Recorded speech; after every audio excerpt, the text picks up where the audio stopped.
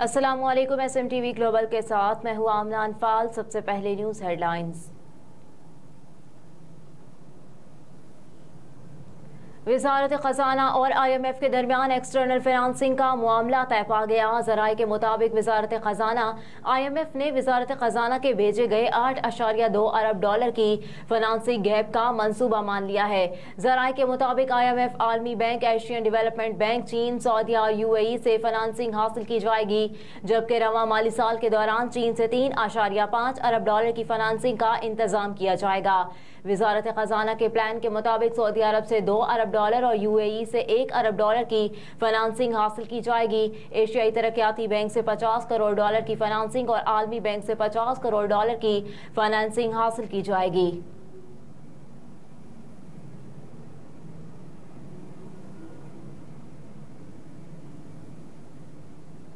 Election commission में chairman PTI और फवाद चौधरी पर इलेक्शन कमीशन और चीफ इलेक्शन कमिश्नर की तौहीन के केस की समाअत हुई।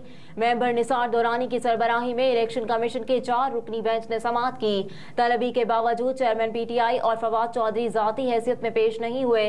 असद उमर के वकील आयमा मंसूर ने कहा कि मुझे कहा गया है कि शुएब शाहीन आ रहे हैं। अनवर मंसूर का मेडिकल चेकअप है, वो छुट्टी पर है। उनकी दरख्वास्त दी है। असद उमर हर दफा पेश होते हैं, सिर्फ आखिरी मर्तबा पेश नहीं हुए थे। जस्टिस रिटायर्ड अकरामुल्लाह ने कहा कि जवाबदेह को लाजमी पेश होना होता है। आदमी घर बैठा हो और वकील कहते हैं इस्तिस्ना दें। मेंबर निसार दुरानी ने कहा कि असद उमर को पाबंद करें कि वो पेश हों। अभी असद उमर की हाजिरी से इस्तिस्ना की दरख्वास्त दें। आयमा मंसूर ने कहा कि फैसल चौधरी हाई कोर्ट में है, फवाद चौधरी लाहौर में है। मेंबर इलेक्शन कमीशन ने कहा कि इमरान खान और फवाद चौधरी के नाकाबिले जमानत वारंट जारी कर रहे हैं, अब चार्ज ही फ्रेम करना है।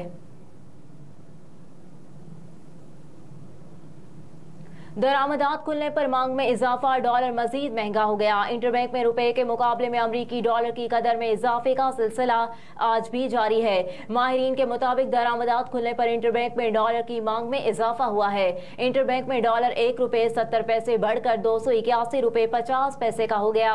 गुज़िश्ता रोज इंटरबैंक में डॉलर 279 रुपए 80 पैसे पर बंद हुआ था। दूसरी जानिब पाकिस्तान स्टॉक एक्सचेंज में कारोबार का मुस्बत रुझान देखा जा रहा है। कारोबार के आगाज में इंडेक्स 187 पॉइंट्स बढ़कर 44,772 पर है।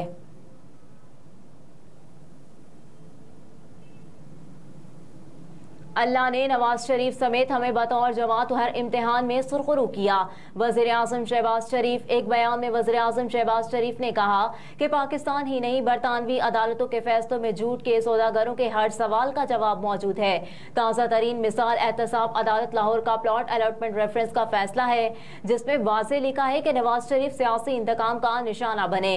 केस था ही नहीं बल्कि बनाया गया। उन्होंने कहा कि 9 मई का फायदा सिर्फ पाकिस्तान दुश्मनों को हुआ।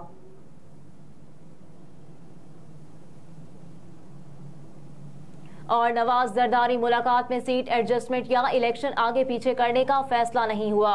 वज़ीर दाखिला राना सनाउल्लाह का निजी टीवी के प्रोग्राम में गुफ्तगू। वज़ीर दाखिला ने कहा कि मौलाना फजलुर रहमान के तहफ़्फ़ुज़ात पर रद्द अमल देते हुए कहा कि दुबई में तो कुछ हुआ ही नहीं।